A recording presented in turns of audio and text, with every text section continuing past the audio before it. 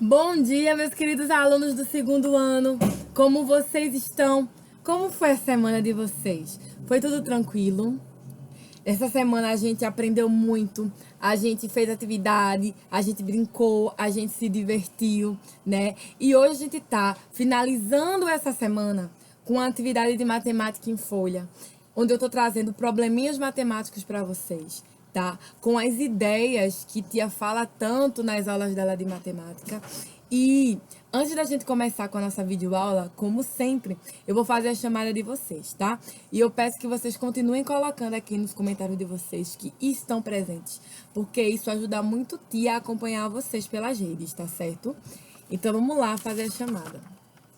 Alice Vitória da Silva Santos, Brenda Batista da Costa, Heloísa Vitória da Silva Oliveira, Heloísa Rodrigues de Souza, Cauã Eduardo Lima da Silva, Letícia Valdenice Amorim Batista, Lucas Miguel Silva de Andrade, Luiz Henrique Dantas Lins, Luísa Sofia Pereira dos Santos, Matheus Belarmino da Silva, Miguel Augusto Leite da Silva, Nathaniel Gonçalves da Silva, Pedro Henrique Urbano Barcelos da Silva, Pedro Lucas Cabral dos Santos, Rafael Barbosa Soares, Richard Gabriel da Silva Souza, Tiago Henrique Lopes Oliveira, o Evison de Souza Santana e o Willamis Alex Soares da Silva. Então, gente, agora eu gostaria que vocês pegassem a folhinha, tá? Quem já tá com a folhinha em mãos, pegasse, que agora eu vou explicar para vocês como responder essas questões e fazer uma revisão um pouco das ideias que os probleminhas trazem pra gente, para que a gente consiga identificar se é uma conta de adição ou de subtração. Aí, no primeiro probleminha matemático, a gente tem o seguinte. Maria foi ao sítio. Lá ela viu 2 cavalos, 2 bois e 5 vacas. Quantos animais ela viu ao todo? Então, vejam, ele diz ao todo. Ele pergunta ao todo, então é a quantidade total. Isso quer dizer o quê? Que se dá uma ideia de adição, de juntar, porque é ao todo. É o valor total. Então, traz para a gente uma ideia de adição, uma ideia de valor total, de soma. A gente está unindo, que no caso aqui serão 2 cavalos que ela viu no sítio, 2 bois, né? E 5 vacas. Quantos animais no total ela viu? 5 mais 4. 2 bois, 2 cavalos e 5 vacas. Já no segundo, eu tenho o seguinte. Pedro possui 13 cavalos de brinquedo.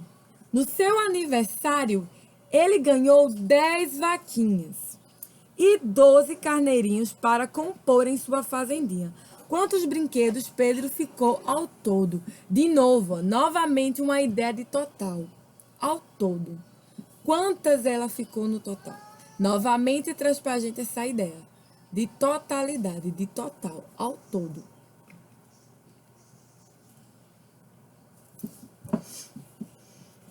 Joana, terceira probleminha. Foi ao mercado e comprou 12 laranjas, 5 bananas, 6 maçãs e 2 mamões. Quantas frutas Joana comprou ao todo? 12 laranjas, 5 bananas, 6 maçãs e 12 mamões. Quantas frutas ela comprou ao todo? De novo, uma ideia de total, de totalidade. No quarto, a gente já tem o seguinte probleminha matemático.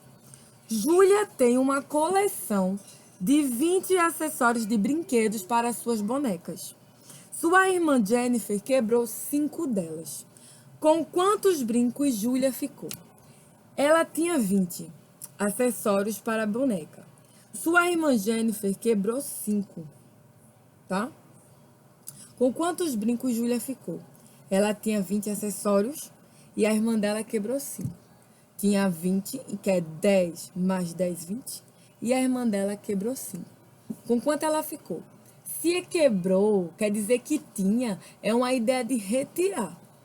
É uma ideia de extração. É uma ideia de subtração. porque ele tinha um valor, ela tinha um valor de brinquedos, né, de acessórios, e a irmã dela quebrou 5. Então tá retirando, tá extraindo.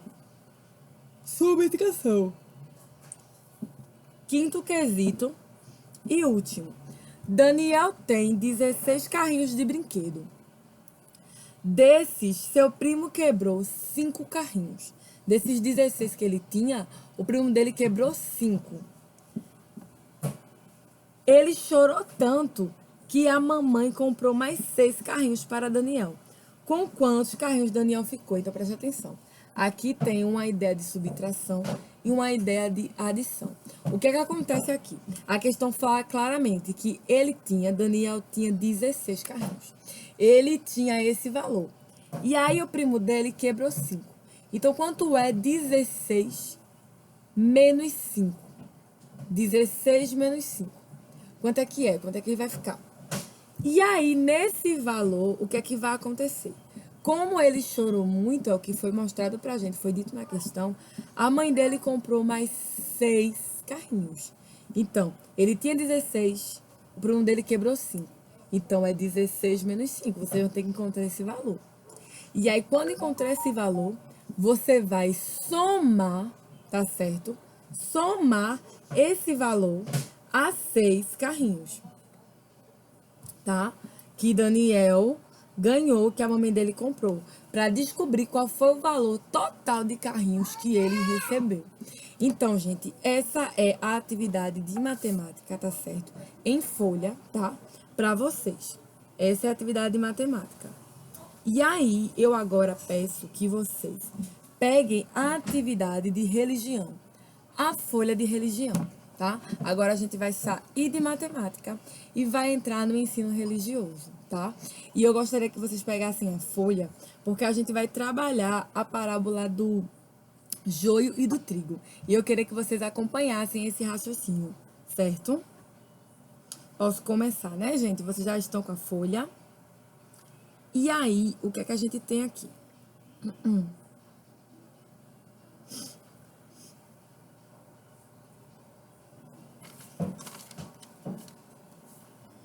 Deixa eu colocar aqui para vocês.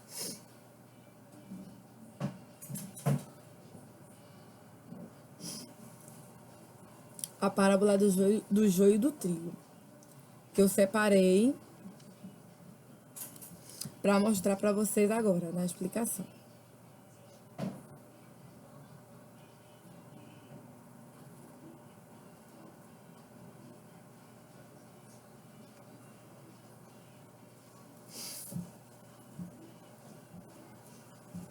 Então, gente, vejam, é o seguinte aqui nessa atividade. A gente tem que ler e refletir. E aí, essa parábola do joio e do trigo, ela se encontra em Mateus, capítulo 13, versículo 24 a 46. Que depois vocês quiserem acompanhar na Bíblia, tá? E aí eu trouxe no textinho, bem resumidinho essa parábola, tá? E agora eu vou fazer a leitura para vocês. A parábola do trigo e do joio. Propôs-lhe outra parábola a Jesus, dizendo: o reino dos céus é semelhante a um homem que semeia boa semente no seu campo. Mas, dormindo os homens, veio o seu inimigo e semeou o joio no meio do trigo e retirou-se. Primeiro de tudo, eu tenho que situar vocês. O que é o joio? O joio é como se fosse, gente, uma erva daninha. Que o joio não vai gerar frutos. Não é uma erva feito trigo, uma planta feito trigo, que vai gerar o trigo, que vai ser bom para uma colheita, para ser semeado. O joio é como se fosse uma erva daninha, como se fosse uma erva ruim que impedisse o desenvolvimento de outras plantas, se assim eu posso dizer, que prejudicassem, tá? E aí a gente tem o seguinte: quando a erva cresceu e frutificou, apareceu também o joio.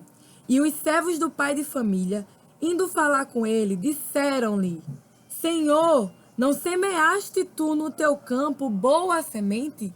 Porque o joio não é visto como uma boa semente. É visto, como eu estou falando para vocês, como se fosse uma erva daninha, né? Aí eles falam o seguinte: Porque tem então joio. E eles lhe disse: o inimigo é quem fez isso.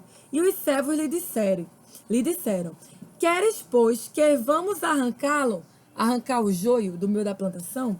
Aí o Senhor diz o seguinte: o patrão daqueles servos: não, para que, ao colher o joio, nos arranqueis também o trigo com ele. Deixais aí crescer ambos juntos até a ceifa, que é a colheita.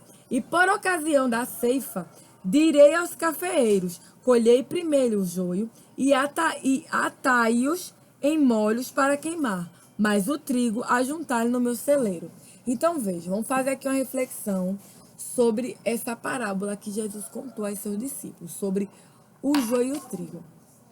Alguns inimigos de um agricultor, de um senhor que produzia trigo, enquanto seus servos dormiam, plantam na sua plantação, né, no seu terreno, algumas ervas de joio, que é como se fosse uma erva daninha, né, junto à plantação de trigo. Isso para prejudicar aquele dono do lugar, para prejudicar o senhor que plantava trigo.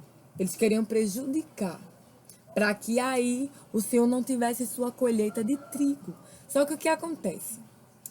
Os servos alarmados, preocupados, avisam ao Senhor sobre a questão do joio. E qual é a resposta que eles recebem do Senhor? De que deixassem aí. Porque se fosse arrancar agora, o joio ia arrancar também o trigo e ia acabar por não aproveitar nada da colheita. Eles dizem que deixem o joio aí semear. Deixe semear, porque quando ele for retirado, vai tirar também o trigo e o joio vai ser descartado e o trigo irá ser colocado no celeiro.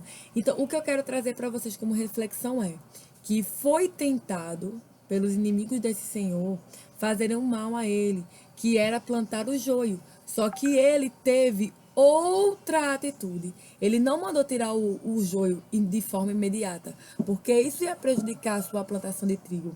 Ele mandou que deixassem crescer o trigo, que deixassem florescer junto com o joio, para que só assim depois o joio fosse recolhido, certo? E aí eu tenho o seguinte: responda corretamente o que se pede. Primeiro, anote V para verdadeiro e F para falso. Jesus compara o joio aos filhos do reino. Quem semeou o joio foram inimigos.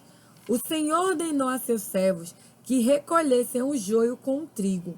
Letra D. Quem semeou a boa semente é Jesus. O que isso quer dizer, gente? Vejam só, que uma boa semente está sendo representada por boas ações, por coisas boas. E quando ela é semeada, isso agrada a Deus, né?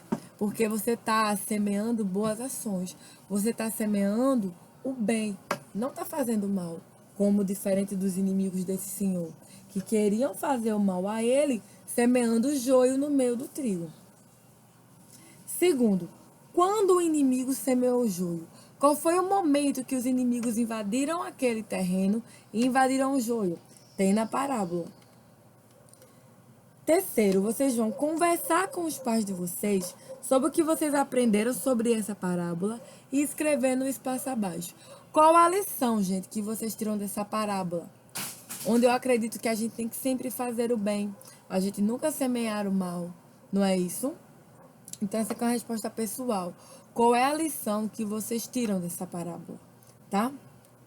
E no quarto e último, vocês vão fazer um lindo desenho sobre a parábola do joio e do trigo, tá certo?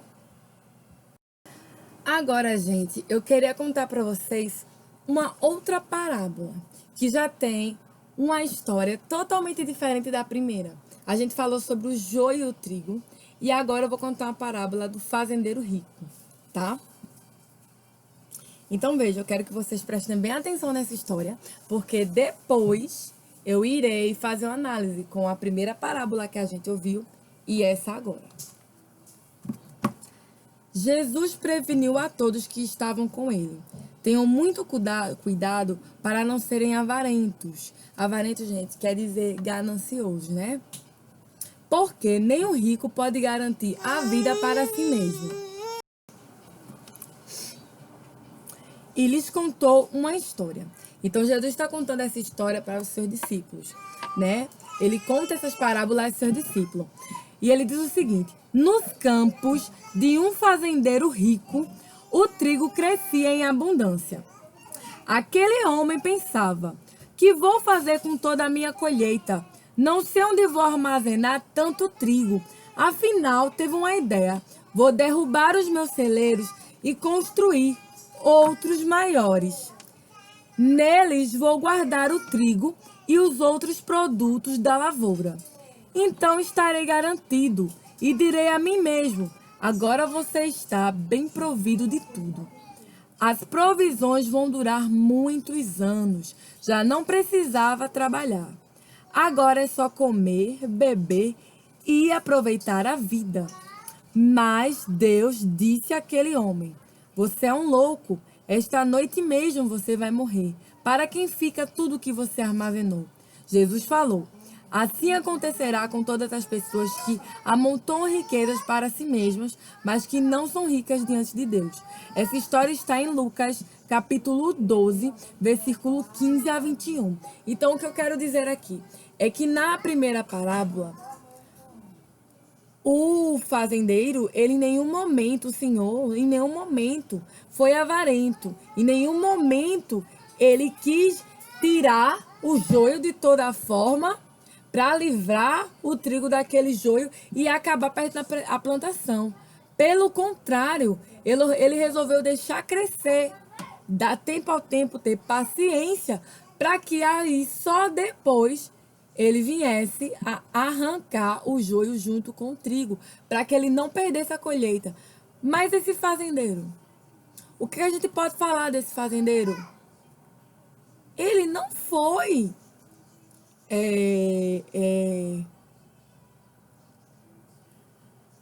alguém desprovido da avareza. Ele era avarento, se mostrava avarento, se mostrava ganancioso, porque ele queria guardar tudo para si. Ele não queria compartilhar. E uma das coisas que Deus nos ensina é que a gente deve o quê? Compartilhar com o próximo. E aí, o que acontece? Ele, diferente do primeiro senhor, que não teve pressa, não teve ganância para colher logo o seu trigo, não teve avareza para colher logo o seu trigo e fazer lucro com aquele trigo e sair tirando o joio, mesmo que isso danificasse seu trigo, ele não agiu assim. Ele resolveu esperar. Esse senhor não.